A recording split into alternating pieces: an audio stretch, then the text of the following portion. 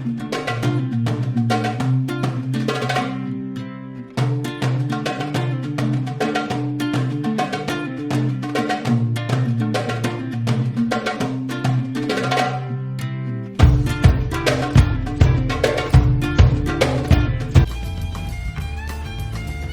name is Fabian Perez. I'm an Argentine guy that lives in Los Angeles for more than 20 years.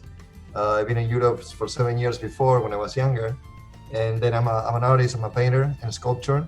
And I do a lot of shows in England. Normally I go to England every year and I do about, I'll say a tour of 30 galleries a year. So yeah, I go there pretty much. My second home.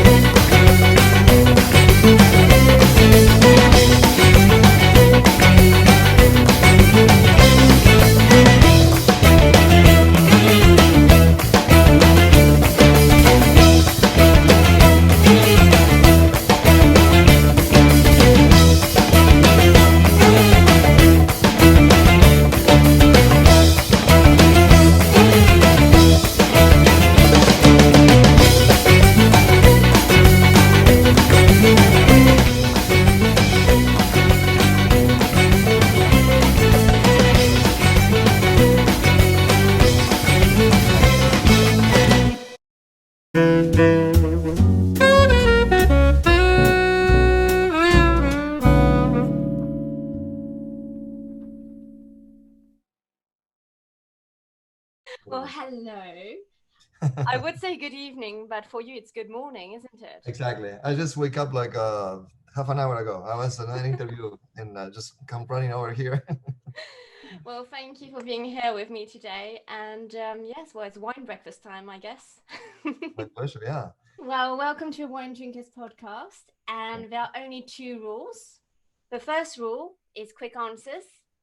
And the second rule is I have a sip after each question and you have a sip after each answer. There we go. Yeah. The best wine breakfast morning ever.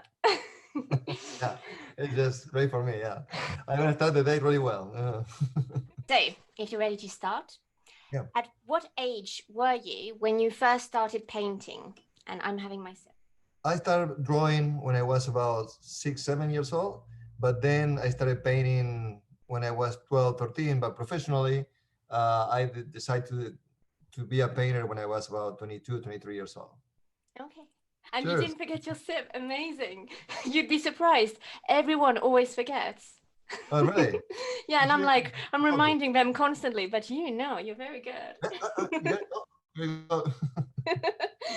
Okay. So roughly, how many exhibitions have you done in your life so far? About, I'll say 450 solos. Always solos. Always. Amazing. Well, solo's great. It works for you. I love your work. Yeah. So yeah. I'm very pleased. Thank God. Yeah. Thank God. Yeah. And roughly how many paintings? So normally I paint about 8 paintings per every 2-3 months. Okay. And, yeah, every time I prepare a tour, I paint for months. I prepare the tour with 20-30 paintings, and then I go on tour and I sell them all. Yeah. Wow. So yeah, quite a lot. Good going.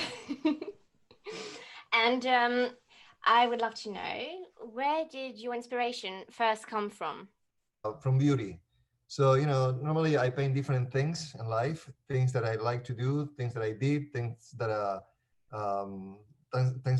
would love to see. But the common denominator for everything is beauty. but not just the beauty that you see like beautiful legs and a beautiful face, and but it's more about personality. It's about principles, about education. It's about that beauty, that inner beauty that you capture through the physics, but actually the beauty is inside, and that's really that inspired me and captured me. There's so much passion in what you do and so many emotions and yeah, sensuality. And you know what? You're Scorpio, right? Yeah, I sorry, knew but it because I know I'm a Scorpio too. oh, So okay. I was like, Fabian, yes, what is your favorite moment of a day to paint? Normally, when I was single, I was painting more during the night. I was going out and going to the bars and stuff, getting inspired, and then coming back home and go to the studio and paint until until morning. But now that I have a family, and I try to catch up with them and do the same kind of hours that they do. When they go to school, I go to the studio, and then when they come back from school, I go back to the house too, and we enjoy the whole day together. And I think I'm really happy because I'm more into a nature way of life now, because Mm-mm-mm. I'm doing the right cycle, Yeah. But it's a little more difficult to be inspired, but at night it's easier to get inspired. But for now, I had to do that because my children are really young still, so I like to do that. Yeah, and it's fair enough. It's different priorities. An Like, investment. It's an investment that I'm doing with them. yeah. Okay, so what was the painting which really kicked everything off, which made it a career for you? Well, actually, I can mention a few, but the most famous or the most iconic painting that I have done is one that is called Untitled Two, which Mm-hmm. is do you see it? I don't know if you Yeah, see it. yeah, yeah, yeah. I saw it. It's this man, at the bar, is supposed to be me Yeah. of the olden age. But when I painted it, I was saying myself when I was old, when I'm gonna be older. But now it's kind of I'm there, like white gray hair and stuff. So it's me now practically. But it suits you, you know? You're lucky. If you could go back in time to any historical period, which period would you choose to be in? Wow, nice. I think the 1800s are nice, really beautiful, because it's a balance in between now and like so far ago. So you have like a way to get water, you got a way to get elegant, you got a way to be education. So if you go too far back, it was too extreme, people fighting all the time, and you gotta be in war, you die when you're 40, But when in the 80s, 1800s was, probably was a good point to be, It was a good point, really Yeah, classy. I like that. nice. Yusuf? I What about if you could go back to one time in your lifetime? in my lifetime, probably many, but not the ones that I was going to school. I hated school with all my heart. When I was a kid, it was lovely. I have so much fun, but I don't like school at all. I was suffering so much when I had to go every morning to school. I was cheating and staying at home and lying just to be at home, because I love to be with a grown up all the time until really late and playing cards and dice and stuff. And for a kid, it wasn't normal. And I was always between the grown up and going to bed probably at 4 o'clock in the morning, 2 o'clock in the morning. So in the next morning, I don't want to wake up. So for that reason, I hate it so much, and I just want to avoid that period. But then after that, I think all are great. Even the present moment right now to me is one of the best times ever in my life. I won't change it for anything. Well, that's amazing. You've given me shivers because, yeah, the power of now, as we say, hey, living in Yeah, the moment is so important. yeah. The good thing is like I meditate through my life to get a moment to achieve a moment like I having right now, and I did. So now I'm really happy in what I have right now, because I've been planning this for a long time, and now I have it. So it's time to enjoy it. Congratulations. Okay. Um, from all the paintings you've been commissioned to do in your lifetime, which two impacted you the most? For the commissions, well, probably I think the Pope was a big one. I think when I paint the Pope, in that moment he was the most popular man in the world, and when he Wow. received the photo, the painting is like, after I meeting him, and he said that he loved it so much and all these things, and we were talking for like for a long time. So I left the Vatican, And I said, no, what, So for I'm a figurative painter, a people painter, and suddenly I paint the most important man in the world. And so after that, now what? I said, so that was, I think, a really big achievement. I mean, And yes, it's wow. And for those who don't know, which pope was it? Francis, the last one. Okay, wow, Yeah, Francis. fantastic. And then I think from all these celebrities, I guess, um, well, Arnold Schwarzenegger was amazing. Then Maradona was amazing too. Aguero in England, Guardiola. They're all different, but they're all amazing. For some reason, they got there for some reason. They're really special, and their own ground, all of them, but they're all really special in their own unique way. So it's really amazing. So Wow. I mean, yeah, I can only see you say wow. That's all I can say. And that's what easy, about yeah. yes, wow, wow, wow. You need If to you take could be huh? double tip for you. Always that you say wow, you say double tip for you. No, that's naughty. If you could be commissioned to do any body you like now in this present moment, dead or alive, who would you like to do? You see? Yeah. Good. I like it. I'll do Jesus. Yeah. Wow. Yes. Oh, Yeah, God. Don't you take double sim now. yeah, I do Jesus because I think it's a really controversial personality because it's every people talking about him and people believing in him and praying him, others hate him, but I think his personality has been so manipulated through all these years that we don't really know who was him. But I'm sure that he was an amazing guy and really powerful. And even I'm not a Christian. I'm not religious, but I'm really spiritual, but not religious. But still, I think it's the biggest personality that really intrigued me the most. So that's why I would like to meet him and paint him and see what I can get from him. So that's my first pick. It's amazing, though. Okay. So, if you could choose to be any painter through any of the centuries, who would you choose to be? Painting, a painting, Any or any painting, or a any painter. painter. Oh, any painter. Although Oh, painting would have been like a good question. I like to do a painting. Yes, let me be La Joconde. Let's see, a painter. Hmm. I think I think well, Picasso is the one that I admire the most. Not because I like to paint like him, but I think he had really big balls. He just changed the art world, and he didn't care about anything. He was dominating the field like nobody else. So nobody has more dominion in this field like he did, in so many different styles that he tried, improved, and paint for so many years and so many pieces.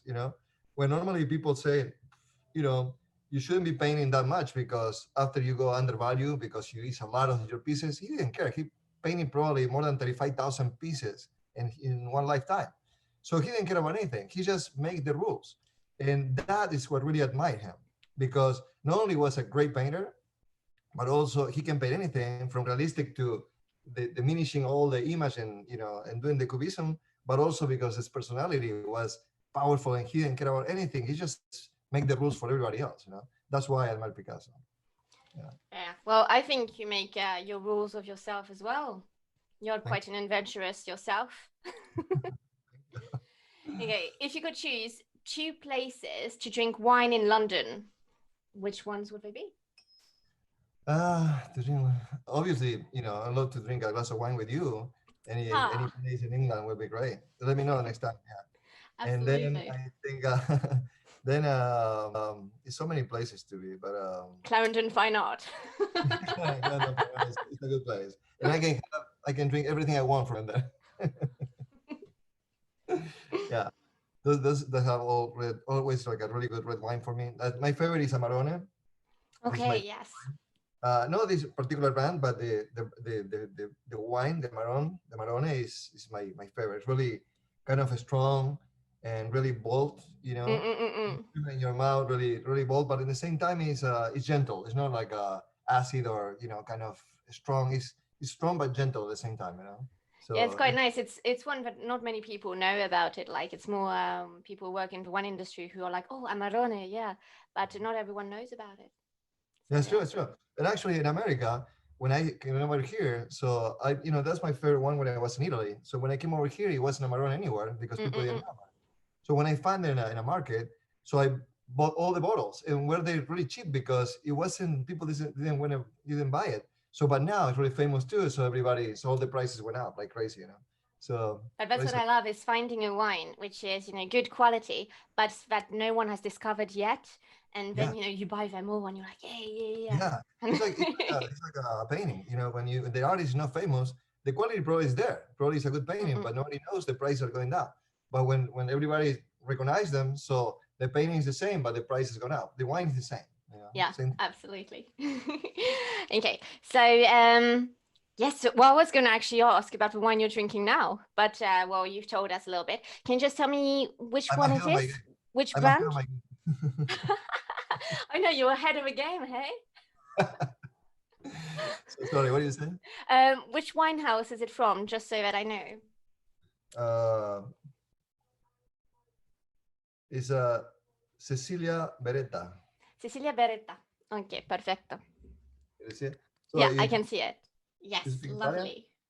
What is the most awkward moment you've ever had involving wine?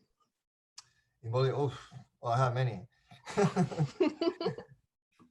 Many.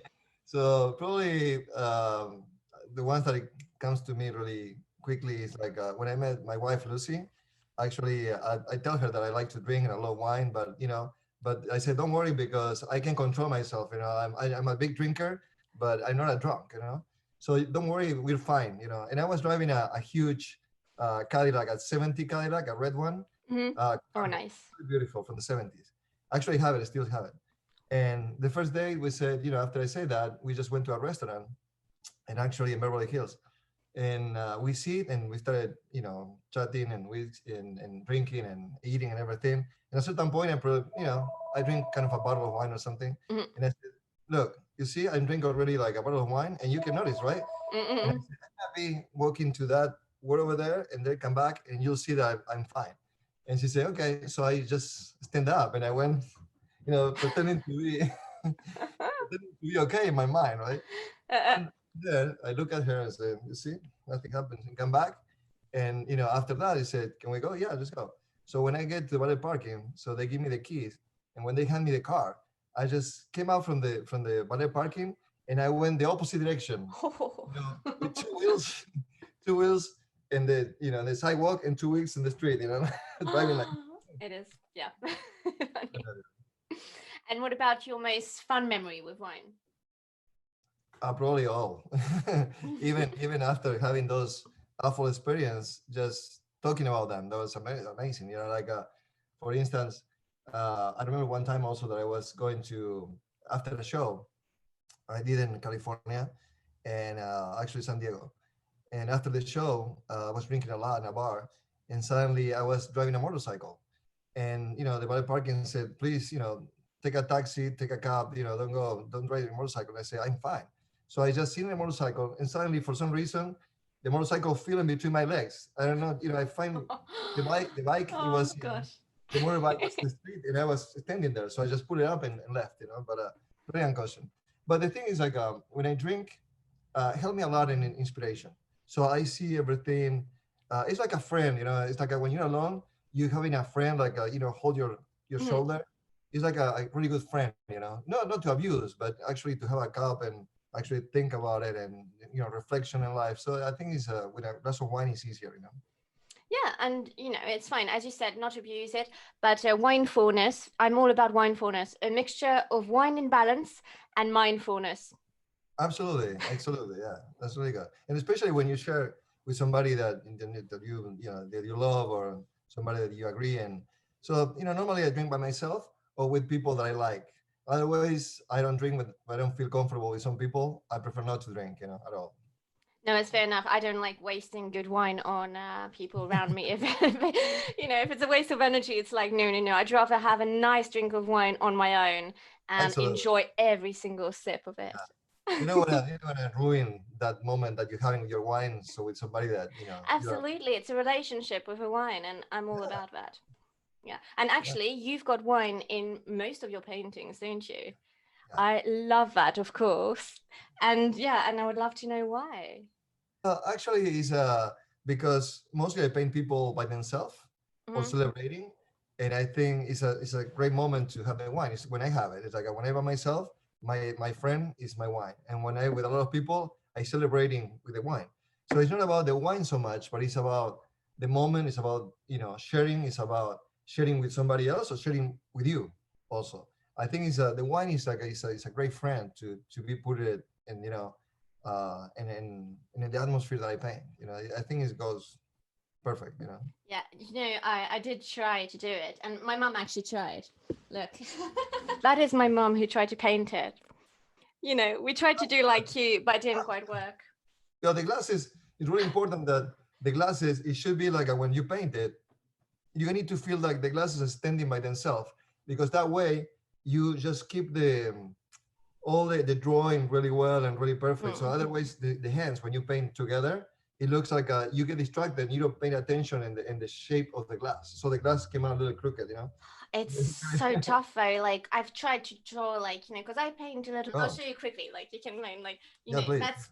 that's what I kind of do. But That's, but that's done with like I did it with a black pen. that's great. I mean, you got a great composition. Also, it's really powerful. The colors, the background, how the figure come out from the painting, and also the drawing is really proportionate. So that's a good base from there. And then you can develop it, but that's a base that is one of the most important things to start a painting. It would be so nice to be able to do wine glasses and people and but yeah, no, animals is one thing, I guess. Okay, so blah blah blah. Where am I? Yes. So, have you actually ever tried to paint with wine? Actually, no. That's a quick answer. No, never. I drink it. I don't want to waste it in a painting. That's fair enough. I actually tried, but Really? it didn't work. But some After people drinking it. manage. But After drinking it, especially, probably. I think I'm sure you could work something out. You would I manage. think you can paint in paper if you get a paper and you Yeah. study with some like even Cabernet Sauvignon or something like a really deep hue of wine. Probably you can start it painting on that. It Paper. goes all over the place. It just doesn't stick to it. It just goes through all the pages. Yeah, it's gonna be. I think it's gonna go with the thing is like if you then don't probably add some water or something in the ice, it's gonna in the wine. It's gonna be always the same tune. So you Mm-mm. need to make variation of the same wine color. So Okay, so you're talking about your paintings and a few of your pieces. There's also you from time to time, which we can spot. yeah. So, what is like, what can we understand from that? Why did you choose to put yourself out there on your paintings in first place? And I need to pour some more bubbly. Uh, actually, it's like I did some of my portraits, by my choice, and because I just wanna to say something about me. But mostly of the time, people is asking me all the time, like, when you gonna put yourself again in the next painting? What you gonna be? I don't know. For some reason, people like to see me in the painting, and yeah, I do it because it's really challenging. It's one of the most challenging things to paint yourself because sometimes you know yourself and you have expectations of yourself, and it's really difficult because sometimes you don't success to put all the ideas that you have of yourself in the painting. So that's why it's so challenging. So painting somebody else probably is the first sight you see, you study them, and then you paint them, and that's the way you see them, and you don't know how they are truly, but that's the way you see them. But when you paint yourself, it's really easy to get mixed up, because you're pretending or you expecting a lot more of what you paint. So that's why it's really challenging. Oh, I do like seeing it from time to time, and yeah, it's intriguing, but intriguing is good. And Always the mystery is good. Intriguing is good. Keep your mind going on. Otherwise, if you see like when you read a book or when you watch a movie, so in the movie you see everything and you just watch and watch and all the information coming. So when you read a book, your imagination works because the book that you're gonna read, if it's the same one, you have an interpretation or you see something in your mind different than I see. So that's why intriguing is maintain the painting alive, because it never dies. It's always something new that you're discovering, you know. So when you have all the information, it's boring. So that's why intriguing is good, you know, mystery, tension, you know. Yeah, and you managed to really have that in almost every single of your paintings. I try. Thank you. Yeah, no, it's beautiful. Okay. And how long in average? I know it depends, but how long in average do you like take to do a painting? Yeah, I'd say between 25 and 40 hours, depends the size, and depends how many hands or faces you want to put in the painting. But yeah, in average, I think the most that I can do like painting in 50 hours, the most, you know, a big painting, because it's kind of fast because normally I know what I'm gonna paint before I start it. So I like to paint in my mind first, and once I have it done in my mind, I just don't think anymore and I execute it. That's the way that, you know, the art flow, and your mind doesn't interfere anymore, so you become really one with the canvas and the colors. So that's when art happens, you know? Okay. Wow, you haven't forgotten a sip yet. I am so impressed. And what about your favorite topic to paint? I know it's a difficult one, but what is your favorite topic to uh, paint? well, I prefer I think women, because it's really, I'm a Scorpio now. No, because I it's can really challenging. relate. I can relate. I can paint men all day long. The thing is really challenging because men, when you paint a man with the suits and stuff and the wrinkles and the face, it's more forgiven, because Mm. you know, you can be rough and you can be like really loose. But when you do the same thing with a woman, so all that the legacy of the skin and the face and that beauty can be going away. So you need to be really careful and treat it really different. You got to treat it, you know, as a real woman. You got to treat it, you know, in a way that, you know, embellish her and doesn't ruin her, you know. So it's really challenging. That's why I prefer that. Your sip? See, you forgot. And so, how do you actually choose your models At the then? beginning, I was going out and, you know, I was driving, and when I see somebody, I started talking to them, and, you know, I started, you know, choosing my moves. But now it's like you know, they pick me now, because, you know, now with internet, all the social media, so people normally they see my paintings, they go like, can I be your muse, or can I pose for you, and, you know, and then send me photos and stuff, and that's what I how I pick the models right now. Mostly before I knew everybody, I was going out and stuff.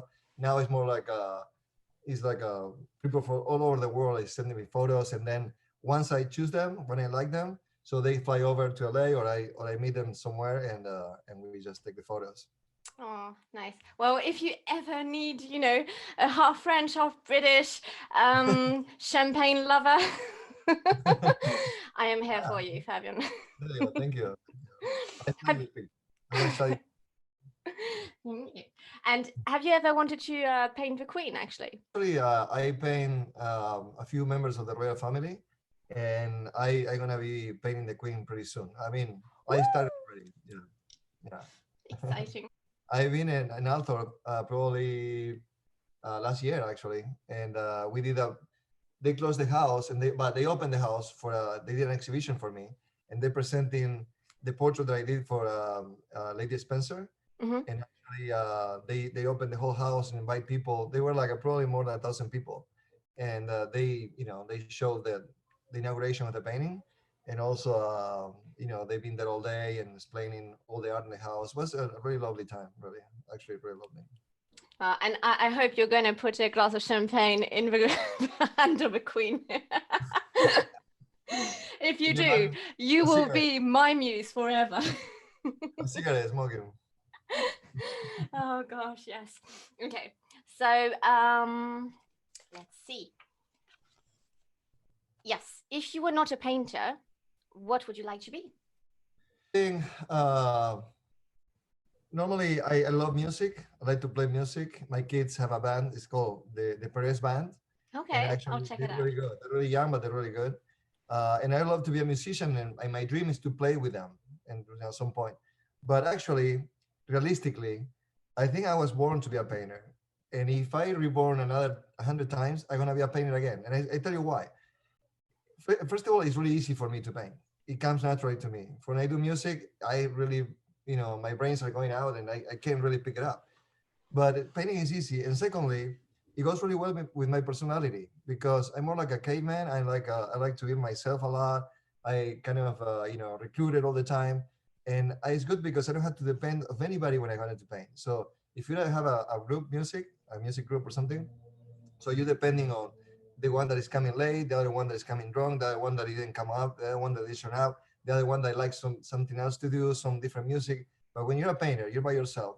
The only thing you need is just a canvas, colors, and brushes. That's it. And then you don't need to be waiting for anybody. When you have the rush to paint, you just go to the studio and paint. Nobody's gonna bother you. So that's why I think goes really well with my personality. That's But why you I could pick. play solo, no?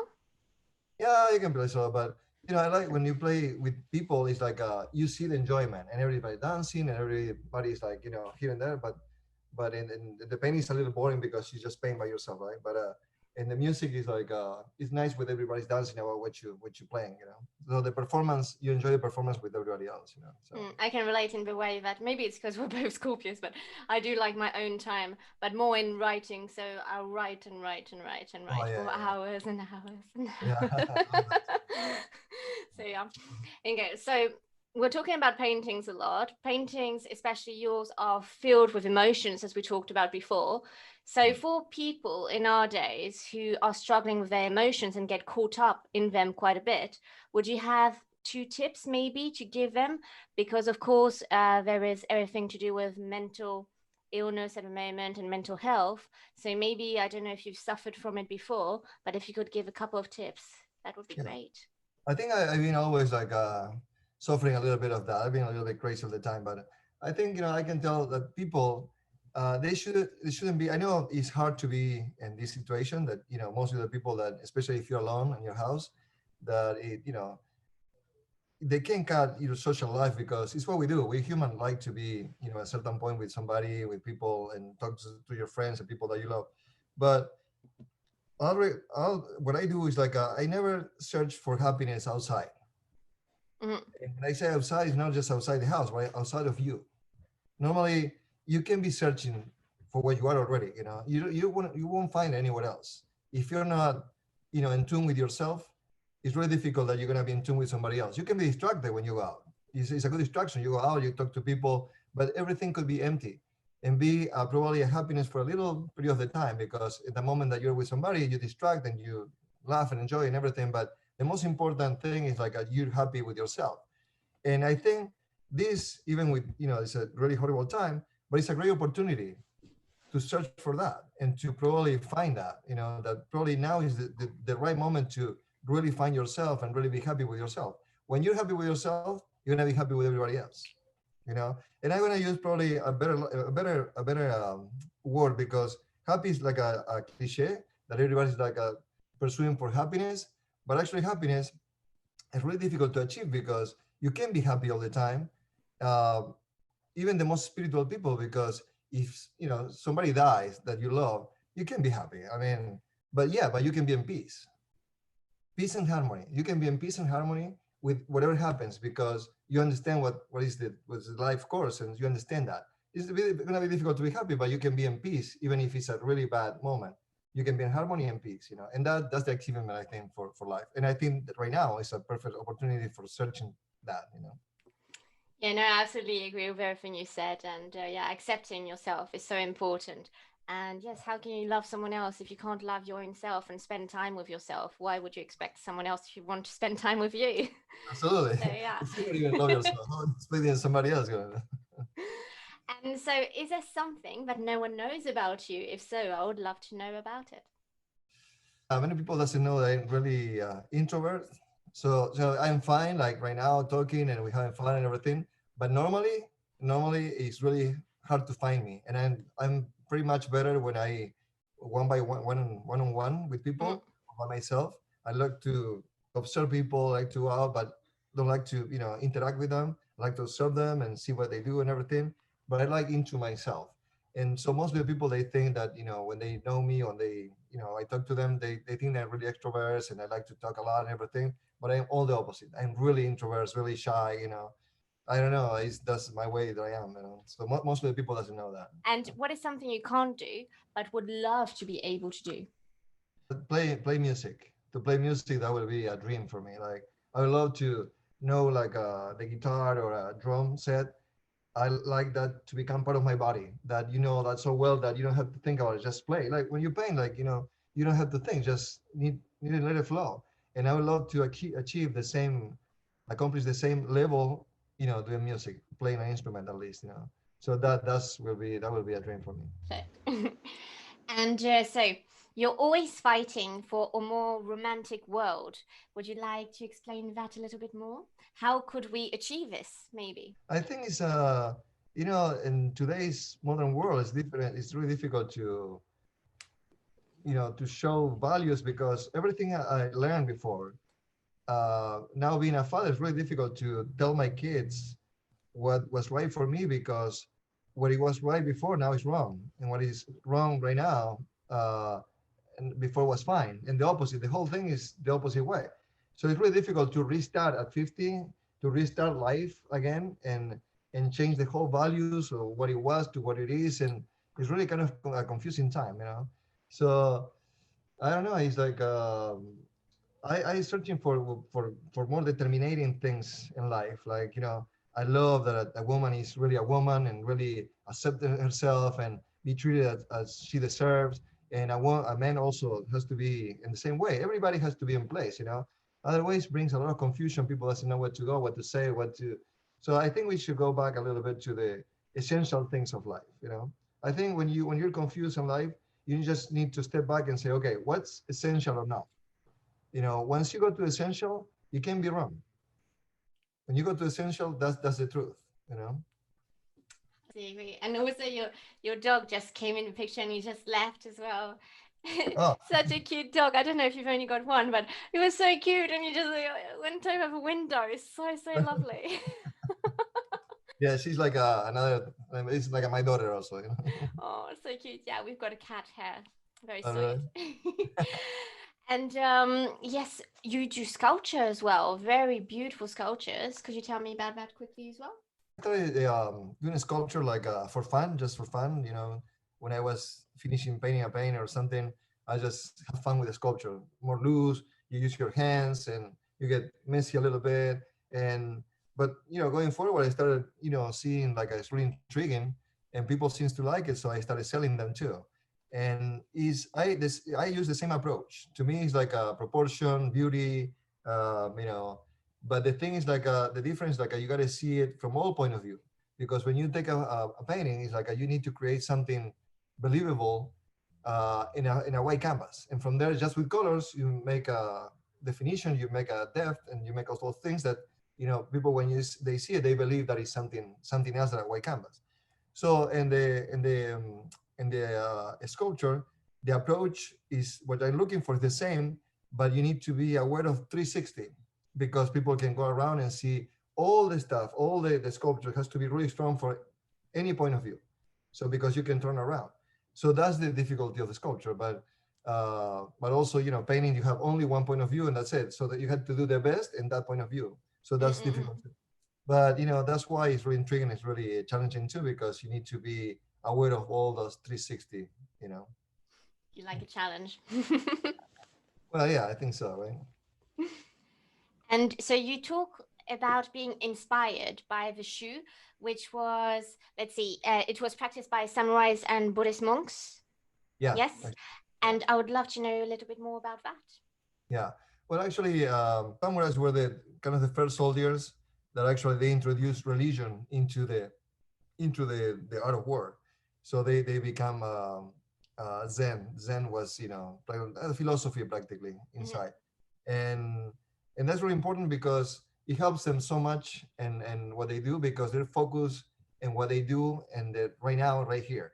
It's not about what's gonna be or what it was. So in that mood, they can really be more effective when they fight and everything. But actually, you can apply that in everything, because when you do something about being in the moment is when your real you is coming through and your real soul is expressing, and that's actually when art or whatever you do is become an art, because it's not your mind, that your mind is always with information since you're a kid, that people is telling you what to do, how to do, what you read. They influence your mind. But when you are yourself and you don't thinking, is when you become really your soul, actually, which is really pure.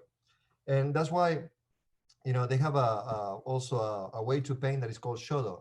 And the shodo is like, they paint with Chinese ink or Indian ink. And actually they say, when you do something, when you draw something, you can go back. It's just one shot. And a painting could take probably 10 seconds, but the preparation could take an hour. you Mm-mm. know but it's so precise that if you're not a master, it's really difficult to acknowledge that, or to achieve that. So that's why I'm really fascinated that the intensity that they do in those 10 seconds, and the preparation that they need to have for life, for the whole life, to achieve those 10 seconds, and could be like a masterpiece. But it's really difficult for people to understand that if you don't know what is the meaning of the background of those things. But I really, really appreciate that. And I try to use it in my paintings, because I think every stroke is really important, even the mistakes, because it's the mistake what makes texture and rhythm to the painting, and it becomes even more and more beautiful. It create a little movement that, if you painting everything perfect, doesn't come out. So, but each stroke is really important. That's, I think, in the painting is happening. Yeah, I mean, it's a great philosophy of life as well. And I am struggling to not say wow again. But I'm not. I'm being good. So, what is the next big thing for you then? Was that what? The Sorry. next big thing for you?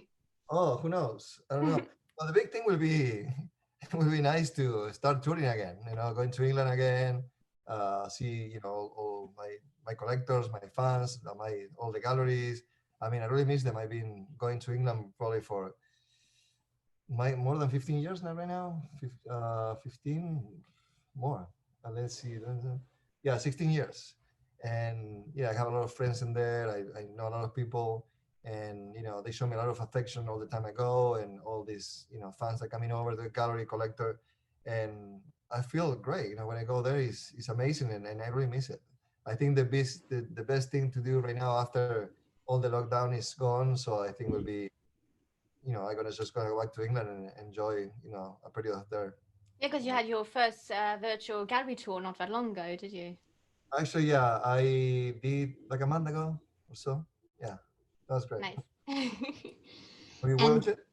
I did indeed. Oh, It great, was great, nice. great. You wait or something? Have you wait? well, well, I was just there silent, having a look. The back, yeah, from the back, looking in. Yeah, being like, hiding away. And do you have a favorite motto at all? I like to write a lot too, but I think one thing that I repeat many times, probably the most, is like, when a lot of people, especially young kids, that they go like art school and stuff, and they ask me for an advice. So I always say that um, thinking so much and looking different samples in my life, through my life and everything, and looking at myself too, I kind of got a formula that for me it really works. And it's three things that you need to keep in mind. First of all, you need to have a target. You need to be always focused on your target. Secondly, you need to be disciplined, really disciplined. And third, you need to be self-confidence. So when you have these three things at the same level, you can achieve anything you want. More you put into these three things, higher you're gonna get.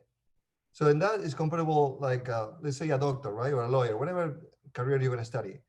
First of all, focus on the target. I'm gonna be a doctor. Okay, target. Secondly, discipline. You study. More you study, you're gonna be a better doctor. The third is the confidence, self-confidence. If you know that you're doing this too, and you have confidence, you're gonna get it. Then depends of you how high you're gonna get. Depends how much discipline, how much focus, and how much self-confidence you're gonna have. One of the three, if you miss one of the three, the whole triangle collapse. Mm-mm. So if you have target, but you have discipline, but you don't have self-confidence, you're gonna be always okay, because you don't believe in yourself. If you don't believe in yourself, you don't trust yourself, it's gonna be difficult, you're gonna be good. So when you have these three things, you can reach anything in your life. You just need to start from what you're gonna be in your life. A lot of people, they struggle, they once they see the result, they say, yeah, I would love to be a painter. Oh, I would love to be an artist. I would love to be a doctor. But when they see a result, but they don't walk the walk, you need to know, first of all, what you would like to achieve. And then you can pursue that, But, that's the real, you need to be sincere with yourself, Once you know what you want, you can just start working on that direction. And so true. Again, it comes back to what we were saying earlier, believing in yourself and really going for what you want in life. And yeah, I mean, it takes time. I mean, I wasn't that confident before. It took ages. And now, like you said earlier, I'm at a point in my life where I enjoy who I am. I enjoy myself and I love what I do. And I'm so excited every day to wake up. And yeah, so grateful for what I have. Fantastic, So, yeah. Okay, so we've come to the end of this. Oh, great. I was wondering if there was something typical from Argentina, maybe, that you do all the time when you have a drink in your hand. Is there something? We say like salud, or my pen is normally I call it for a better life. But now probably I'm gonna change the title and not wishing for a better life, but I think for the good life that we have, or something like, because right now is my life. I won't change it for anything. I mean, it's perfect. It's perfect. I tried to keep it for a long time, but you never know in the future what's gonna be. Absolutely agree. Well, yes, as I said, it comes to an end. So, salute. Is that what I would say? Yes, salute. Yeah. I'll have another sip. And yes, thank you so much for having showed up today, for having said yes to be on the podcast. It has been such an honor to have you. And I can't wait to see you when you're in London. Yes. And yes, let's go for drinks. Yeah. Perfect. What can be better? I mean, yeah. Yes, to my Scorpio brother, hey? Okay, well, have a lovely rest of the day, because I know it's only morning for you over there. Yeah, I know. I just gonna start. Perfect. Yeah. So you're going back to bed now, yeah? We go for the second battle now. Oh gosh. Well, no, thank you again. And yeah, I wish you a really, really nice day. And hopefully I'll see you soon. Thank you. Thank you for having me. Thank you very much. Ciao, ciao. Bye.